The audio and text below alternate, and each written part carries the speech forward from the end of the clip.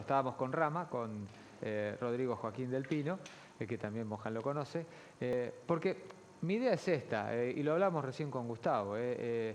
Si querés encontrar violencia y querés encontrar un montón de información fresquita, esa que consume mucho la gente y que tan mal al coco nos hace, está en todos lados. Aquí hacemos un poquito y un poquito para apaciguar también toda esa cuestión que se ve afuera. Bueno, Mohan, muchísimas gracias por venir. Encantado de estar con tu presencia. Bueno, vamos a hablar un poquito de la meditación. Yo cada vez que viene alguien que hace meditación o que hace yoga, yo siempre le pregunto, digo, ¿por qué es tan importante la respiración? ¿Por qué siempre hacemos hincapié en el tema de la respiración? La respiración es importante porque ayuda a apaciguar la mente. Depende del tipo de respiración que hagas.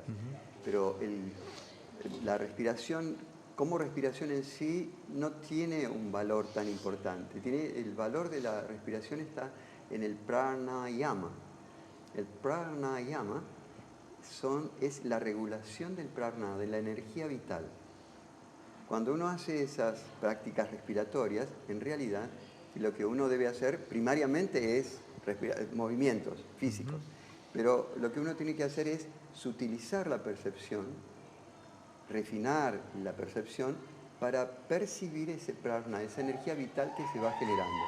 Es como la usina yo suelo comentar en las clases, es como la usina de las represas, que produce el agua al pasar por las turbinas, va a producir energía, la energía eléctrica. Bueno, el prana es la energía eléctrica. La respiración, el agua, la respiración es el agua, el aire es el agua. ¿Sí? Entonces, el enfoque de atención en el pranayama tiene que ser en el prana. Eso es lo que uno va aprendiendo. Al principio es mecánico. Y lo que sucede es que el prana, esa energía vital, está muy relacionada con la mente. Entonces, es el intermedio entre la mente y el cuerpo. Es lo que si uno aquieta el prana, también la mente se aquieta. El cuerpo también. O sea, nos lleva a toda una cuestión biológica, ¿no? Porque Sí. ahora digo, tantos años, desde hace tantos años se sabe esto, ¿y por qué no lo podemos aplicar? Hay gente que dice, a mí me van a enseñar a respirar si yo respiro todos los días. Sí, obviamente que si no, no podríamos estar hablando, Y es ¿no? muy bueno, es un muy buen pranayama observar la propia respiración. Mi maestro, Swami Muktananda, él decía que observar su propia respiración es el mejor pranayama, porque comienza también a observar esa energía como entra y sale. Entonces uno se va a dar cuenta que si está agitado, esa energía está alterada, entonces va a ir aquietándola. Su mente cuando está agitada, también la respiración está agitada.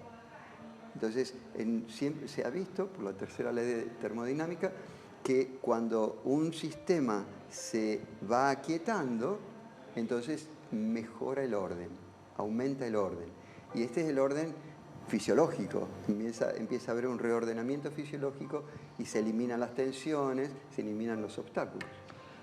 Muchas veces pensamos que las cosas nos suceden, ¿no? Desde afuera y que somos víctimas de todo lo que ocurre en el mundo, pero en realidad a veces podemos ponernos muy nerviosos y perder este pranayama, pero solamente con el pensamiento, ¿no? Por eso se necesita quitar el pensamiento también. Sí. Claro, es una visión dual, una visión dualista del mundo. Uno y el mundo. Entonces me atacan o yo ataco. Lo que uno debería aprender, y esto lo puede hacer en compañía de un maestro, como el que va a venir ahora en noviembre, Swami Nityananda, uno de los sucesores de mi maestro, lo que uno debería aprender es esta visión de este mundo como la propia manifestación. Entonces, toda la actividad de este mundo está íntimamente relacionada conmigo.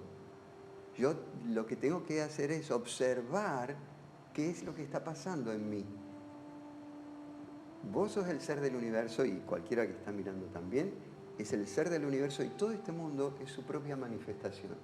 Esa es la gran enseñanza de estos maestros. Entonces, esa relación con el mundo ya no tiene que echarle la culpa a alguien, empieza a percibirlo en sí. Cuando Cuando comienza a percibir en sí esa experiencia, empieza a vivenciar esa experiencia, entonces toda la actividad se va reorganizando. Uno empieza a desarrollar el cielo en la tierra. Uno dice eso. ¿Cuántos pasos hay desde prestar atención a la respiración a meditar? ¿Son cosas diferentes? Prestar atención a la respiración, en realidad no hay técnica de meditación, hay técnica de concentración. Dharanas son técnicas de concentración. Hay un texto muy tradicional del Shaivismo de Cachemira, de una filosofía del norte de la India, que establece 112, 113 técnicas de concentración. Pero en cualquier punto de este universo, si este universo es tu propia manifestación, en cualquier punto del universo uno puede utilizarlo como una técnica de concentración. Por ejemplo, ahora estás escuchándome y estás aplicando una técnica de concentración. Estás enfocando la atención en mí. Los televidentes, también en el sonido, en la imagen, hay un foco de atención y hacen caso omiso del resto de las cosas. Ese enfoque es dharana, se llama concentración. Y esa concentración va a producir después el estado meditativo. Le permite entrar en el estado meditativo. Ese estado en el cual uno reconoce en el otro su propio ser. Hay un reflejo, el otro le va a empezar a devolver, ese otro ilusorio y real al mismo tiempo, le va a empezar a devolver la propia imagen. Por ejemplo, ahora me estás observando, estás sintiendo y estás más cerca de vos que de mí. Hay una sensación de acercamiento en vos, ¿no es así? Sí, como un acento. Totalmente. Y esto es por el reflejo que estás teniendo en vos. El reflejo tuyo empieza a manifestarse. Entonces te devuelve tu experiencia, el ser, el único, el ser del universo. Siempre y cuando no hagamos una virtud de el hombre o la mujer orquesta, ¿no? Que dice, yo hago todo. No se puede hacer todo a la vez. Si no nos concentramos en algo, perdemos eso, ¿no? Claro, sí. Nos dispersamos. Sí. Atomizamos nuestra atención y se pierde un poco la idea de uno mismo. Es el referente interno. Nosotros estamos perdidos en el referente externo y nos olvidamos de este referente interno. Esa es la gran situación, ¿no? Entonces, uno al empezar a observar, a concentrarse en el elemento adecuado que te devuelva esa imagen, cuando uno comienza a hacer eso, entonces empieza a tener conciencia de este referente interno que se pierde en la vorágine del mundo. Uno corre detrás de las cosas, por ejemplo, la mente pasa por un estado que se llama priya, moda y pramoda.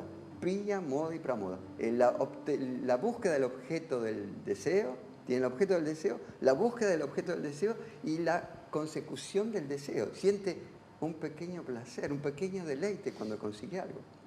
Por ejemplo, ahora vos sentís el deleite de que estás consiguiendo que yo haya venido hasta acá. Y entonces empezás a sentir ese deleite. Pero ese es un glimpse, diría en inglés, ¿no? un destello del ser. Muy pequeño. Muy pequeño. Pero a medida que uno va tomando conciencia del ser, ese estado se empieza a ampliar.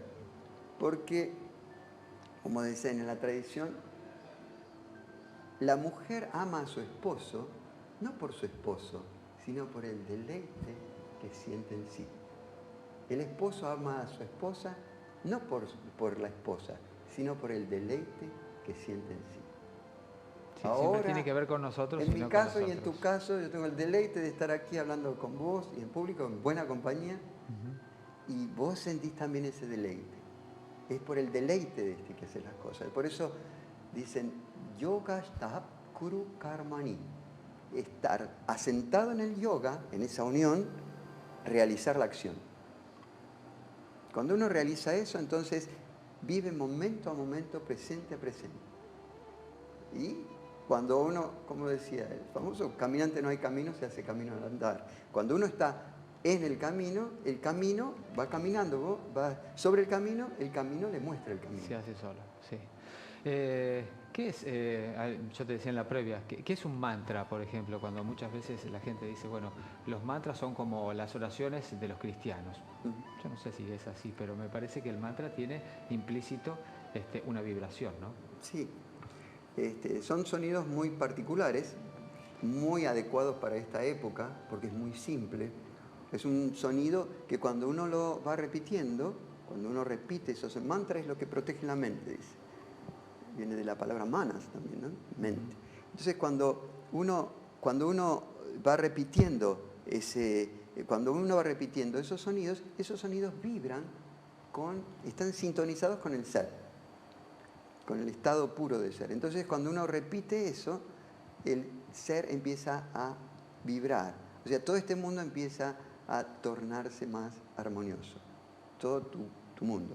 Uno repite el mantra, generalmente se dice repite el mantra que te dio tu maestro, que es una manera de concentrarse, ¿no? Y de sentir que eso viene de esta conciencia, de alguien que haya alcanzado ese estado de conciencia. Tiene que ser siempre así, desde un maestro al alumno. Es mejor, es la tradición. Uno lo lee, se llama mantra chaitanya o mantra vivo. Tiene vida porque el maestro ha realizado al mantra, se ha dado cuenta, se ha percatado de la experiencia del mantra, el poder del mantra, totalmente. ¿Y en qué están los mantras? ¿En qué idioma están? ¿En sánscrito todos? En estas tradiciones vienen en sánscrito, pero todas las tradiciones tienen mantra, todas las tradiciones tienen mantra. Por eso cuando vos decías del religioso, un rezo, también están incluidos los mantras, son vibraciones. Por ejemplo, Santa Teresa de Jesús, creo que recitaba el rosario, decía, Pater Nostrum. Con vibración. ¿Por qué con vibración? Y eso lo llevaba al estado. Claro. O sea, ¿por qué con vibración? Porque se utiliza la percepción. La vibración hace que uno se utilice la percepción y perciba cómo se va quietando esa energía o cómo está vibrando, manifestándose el ser en este mundo. Una última. ¿Qué diferencia hay con el sutra? Sutra viene de la palabra... Sí. Sutra quiere decir, eso es lo que yo dije recién, era un sutra. Kuru, porque tiene un significado. Sí. Es una frase corta que tiene un profundo significado. Sutra viene de la palabra suturar. Suturar viene de la palabra sutra. Esto es como coser. Generalmente estos sutras tienen un cuerpo de conocimiento. Es un cuerpo de conocimiento. Están unos relacionados con otros. Por ejemplo, el que dije, Yogastaha Kuru Karmani, es un sutra, es un aforismo que está en la Bhagavad Gita, en el capítulo 2, versículo 48. Bueno. ¿Hay que decirlo o escucharlo solamente? ¿Con escucharlo basta o no?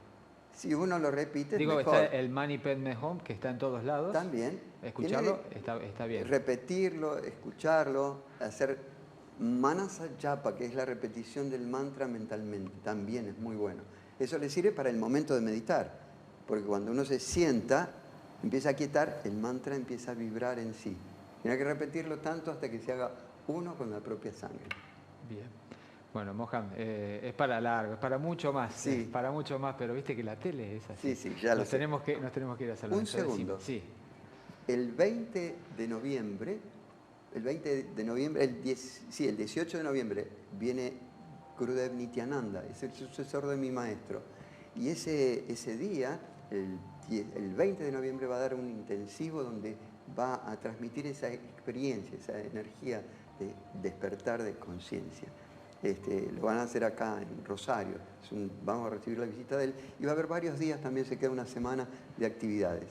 Eso quería decirlo. Vale. También antes, entre el 5 y el 6 de noviembre, está el Congreso Latinoamericano, el primer Congreso Latinoamericano de Ayurveda, que es el sistema el